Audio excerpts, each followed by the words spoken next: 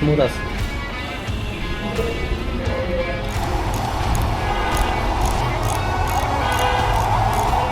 বিরিয়ানি চলে আসছে আর হচ্ছে জালি কাবাব আছে। সো আর দেরি না করি, খাওয়া দাওয়া শুরু করে দিই।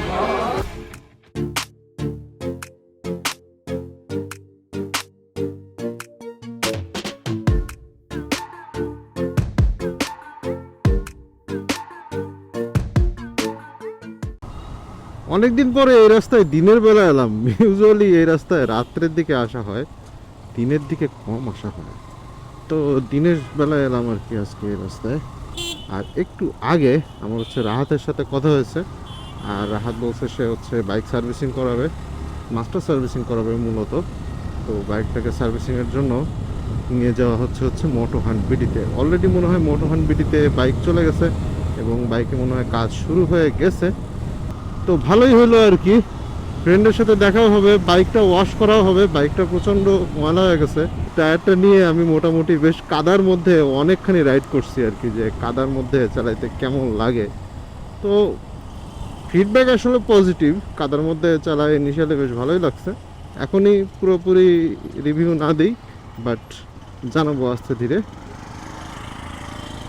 এখন আর আপাতত কাদায় চালাতে চাই না, মানে নেহাত কাদায় যদি মানে পড়তে না হয় আর কি। এছাড়া কাদায় আসলে আর বাইক নামাইতে চাই না, কারণ কাদায় বাইক নামাইলে মানে বাইকের একদম নোংরা নোংরা হয়ে যায় সব কিছু।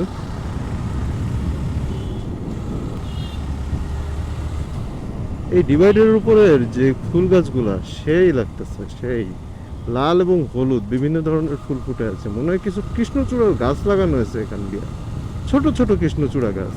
ইউজুয়ালি কৃষ্ণচূড়া গাছ বড় দেখে অভ্যস্ত আমি, কিন্তু এখানকার গুলো ছোট্ট ছোট্ট। আসলে কৃষ্ণচূড়া কি ছোট হয়? হয়েছে তো।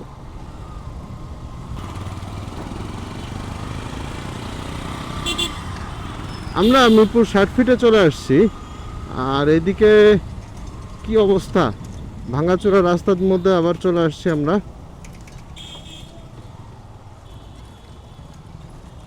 ওরে ওরে ওরে, ভাঙা রাস্তা রে। যাই হোক, ভাঙা রাস্তা এখন একটু আগের চেয়ে অনেক সাহস পাচ্ছি।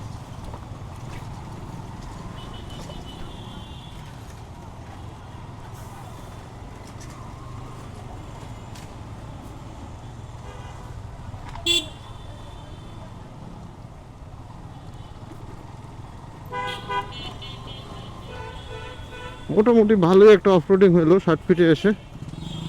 চলেন এখন মোটো হান্ট বিডিতে যাই। ওদের 1 বছরের সার্ভিসে আমার চালানো হয়েছে 11,500। তো ওদের তো হচ্ছে আমার ফর্ম চেঞ্জ করে দেওয়ার কথা, তারপর হচ্ছে বডিটা চেক করা, কিছু করা।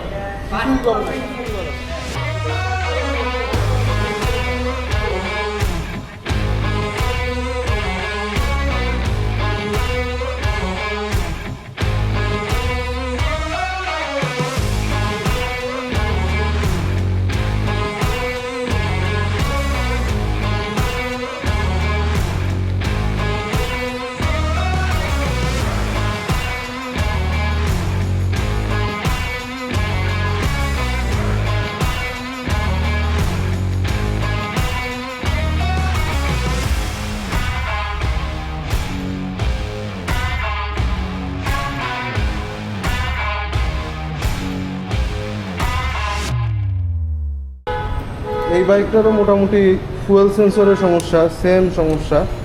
তেল বেশি দেখায়, শেষ হয়ে গেলেও 2-3 দাগ তেল দেখায়। এখন ঠিক আছে, আগে এটা শো করতো 2 দাগ শো করতো। ঠিক আছে, আর বন্ধ করে চালু করতো। ঠিক আছে ঠিক আছে। আমাদের বাইকটা হচ্ছে ওয়াশ দেওয়া হবে আর কি, হচ্ছে ভার্সন 2টা এখানে। আর 3 এর কাজ চলতেছে মোটামুটি। ভার্সন 3 এর আজকে সব কিছু সার্ভিসিং হয়ে যাচ্ছে। এইটার ধরেন যে সাসপেনশন ফোর্ক, বল রেসার, তারপরে ব্রেক ফ্লুইড, সুইং আর্ম, মোটামুটি যা যা আছে সব কিছু কাজ হয়ে গেছে। এবং এখানে হচ্ছে স্পকেটটা নতুন লাগানো হয়েছে। ব্রেক ফ্লুইড একদম কালো হয়ে গেছে এখানে, মোটামুটি ব্রেক ফ্লুইড চেঞ্জ করে ফেলা লাগবে। একই অবস্থা, আমার বাইকেরও সেম অবস্থাটাই হয়েছিল আর কি। আর ব্রেক ফ্লুইড এটা মোটামুটি 35,000 কিলোমিটার চালানোর পরে মোটামুটি এই অবস্থা এখন বর্তমানে। তো চলেন আমরা এখন এটার ব্রেক ফ্লুইডটাও চেঞ্জ করে ফেলি।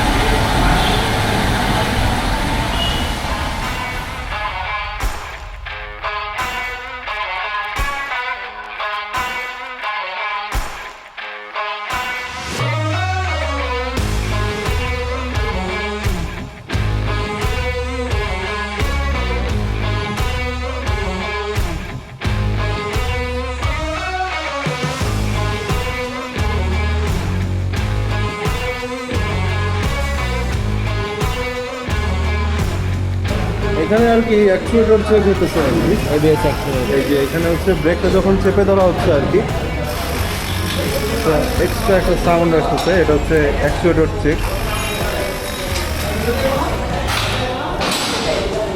প্রত্যেক বাইকে ABS বাইকের প্রত্যেকটা করতে হয় প্রতি 6,000 কিলোমিটার পর। ওকে, বাইকটা হচ্ছে এখন একটা টেস্ট ট্রায়াল দেওয়া হবে, টেস্ট রাইড দেওয়া হবে, টেস্ট রাইড দিয়ে দেখা হবে কী অবস্থা।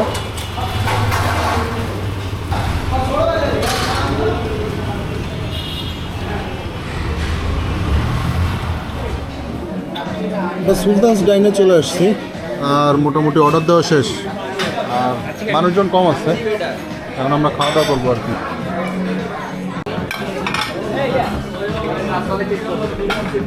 বিরিয়ানি চলে আসছে আর হচ্ছে জালি কাবাব আছে।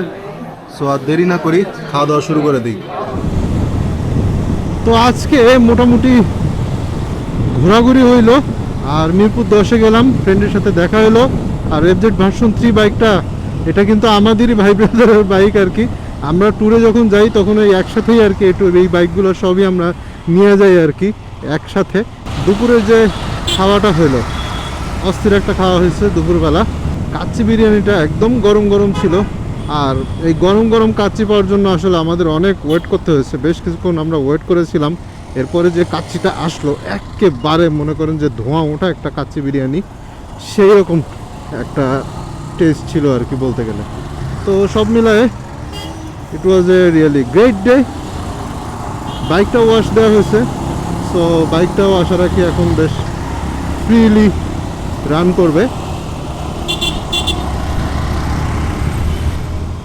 ঘড়িতে সময় এখন 5:20, আর মোটামুটি অফিস আদালত সব ছুটি হয়ে গেছে, কারণ 5টা থেকে 5:30টার মধ্যে অফিসগুলো সব ছুটি হয়। আর এই কারণে জ্যাম ট্যাম বেড়ে গেছে রাস্তাঘাটে, কি আর বলবো, এই টাইমে তো জ্যাম বাড়বেই, এটা তো পিক আওয়ার। তো আমরা এখন আছি হচ্ছে নিকেতনের ভিতরে, এখান থেকে আমরা গুলশান 1 হয়ে এরপরে হচ্ছে যাব বাড্ডার দিকে।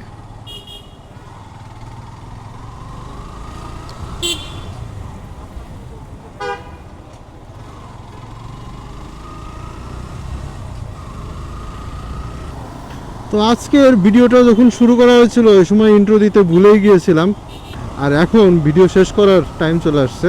তো আজকে আসলে ইন্ট্রো বাদেই ভিডিও আর কি বলতে গেলে।